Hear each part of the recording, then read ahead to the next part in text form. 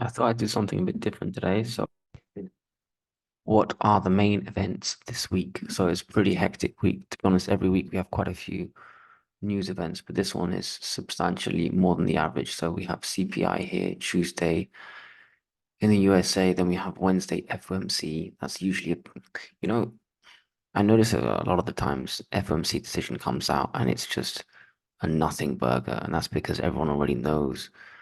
Like they're not, for example, for this one, they're not going to do anything. They're just going to pause. But sometimes the press conference after can spark a few surprises. So it should be big nonetheless. Thursday we have ECB monetary policy that also could surprise us because sometimes they do surprise, and that obviously has an effect on the euro US dollar and outright interest rates, jobless claims, retail sales. These are pretty big. And again, right at the end. Also, I feel like Empire State Manufacturing, that's a pretty big deal, even though it's not considered to be the case because manufacturing really is the key to an economy. And of course, global manufacturing and services. So everyday big events. Now, with that said, I can remove this. Let's look at the DXY. I'm going to try and make a very quick video here. So for me, resistance is really between 104 and 104.5. At the moment, it's 10, well, it's right in the middle, isn't it? But I think it's 104. You can say we haven't really hit 104.5 yet. Quite a few tails up here. And, we came all the way down. The trend is down. We've bounced decently.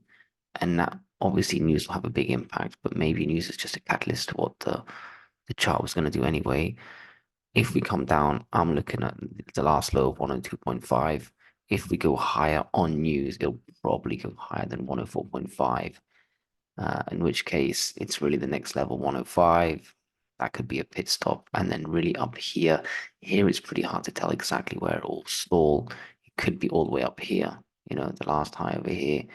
But just every 50-cent increments, if you're unsure, you can't really go wrong there. So let's keep an eye on the DXY. It didn't have too much impact yesterday. I'm going to cover gold, silver, and the GDXJ in this case.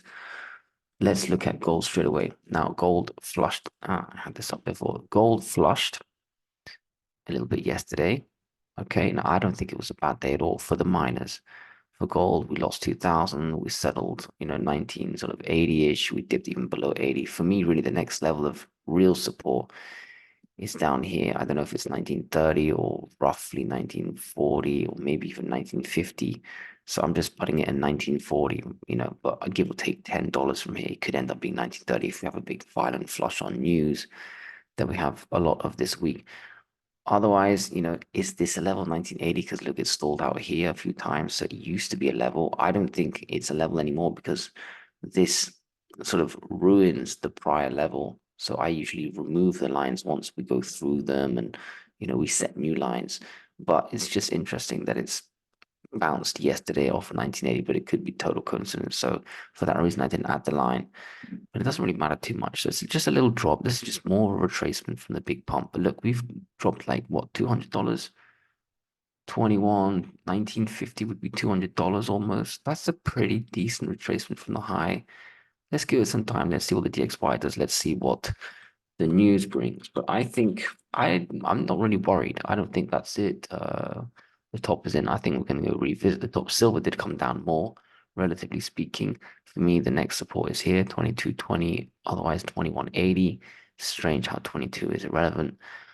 But, if gold finds support where it is, then silver will also bounce where it is. And then I expect some resistance on the way up. I'm not just going to go all the way back up, maybe around here because the tails we have over here, 23.6. But I'm not going to judge it based on silver. I'll judge it more on gold and the DXY. But what I really want to get to, the miners, they again outperformed. When you have gold down, it was down what, 1%. Silver was down more as usual. And look at GXJ. This is the aggressive miners. They should be down way more. I mean, they should have been down 3, 4, maybe even 5% yesterday. GXJ is down not just 1%, but it's a healthy hammer. Look at that. Closes right back above what I've got as resistance. That's a really good looking, like I enjoyed that. I almost prefer days like this than days where you make a bit of money. Seriously, I'll go to GDX and I'll explain. Same sort of thing. Closes above okay, this would have been the ideal resistance, but we already crashed through that on Friday. So for me, the next best thing was here, 29.50. You got these little, for me, that was kind of mini resistance. And also over here, just I remember I said just before the gap, you have a bit of support, and just after the gap, you have support with the ascending.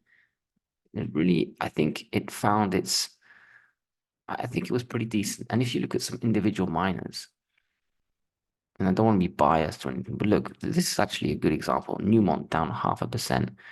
Barrick Gold, I added, by the way, Barrick Gold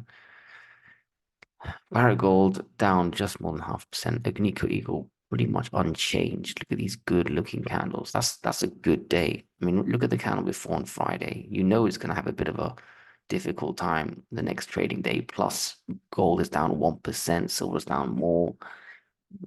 Pan American Silver, look at that. They're decent days. That's a reversal. These are reversal candles. Wheaton doing what I pay it to do, which is hold well on bad days. It goes up 1%. I'm happy I didn't sell that yet, although I wanted to sell it and buy Metallo, which is up 8%. That's a different story. I don't want to go through all the miners, but the point is, look at them. Even some of the aggressive silver stocks. I was mentioning CDE the other day, how that one's been flagging up despite the massive drop in gold and silver, especially silver. It's a silver stock. Look what it did. It bounced perfectly off prior resistance, perfectly. And it ends up creating this huge bullish engulfing candle. I'd love that to happen every day. I don't mind gold going down 1% every day if the miners are going up. Perfect. I'll take it. Imagine what happens when the miners go up.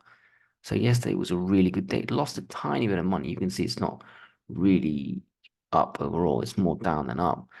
But like yesterday, I prefer days like yesterday than days where I make a lot of money. Because when the miners move up, I'm going to make way more money. So, some of these stocks really, they were showing the signals before. Look at this. CD is perfect example, flagging high, not dropping despite the underlying metal. Normally, if gold goes down 1%, CD should be down like 5 or 6%. But this one was up 3.5%. And look at the seniors. They say it all. They're basically reversing. They should have been down like 3, 4% yesterday, and instead some of them are up and the others are sort of unchanged. Wonderful day for the miners. I think that's my point. And that's why I don't really mind what happens to gold and silver. But I do think that we will soon reverse. But look, it depends on the news.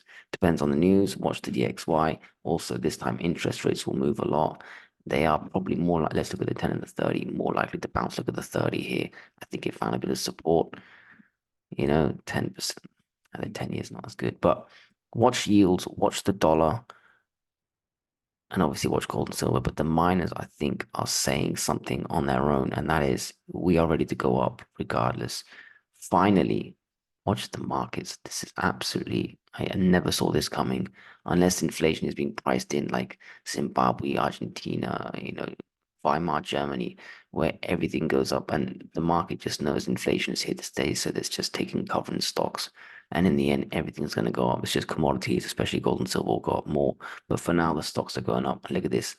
Closed at new highs, took out resistance. Next stop, like 471, 4. Basically, I look at the Dow Jones. It's pretty much at last resistance before all-time highs, but the Russell is nowhere near that. So there are serious problems with the economy, but the stock market is something else.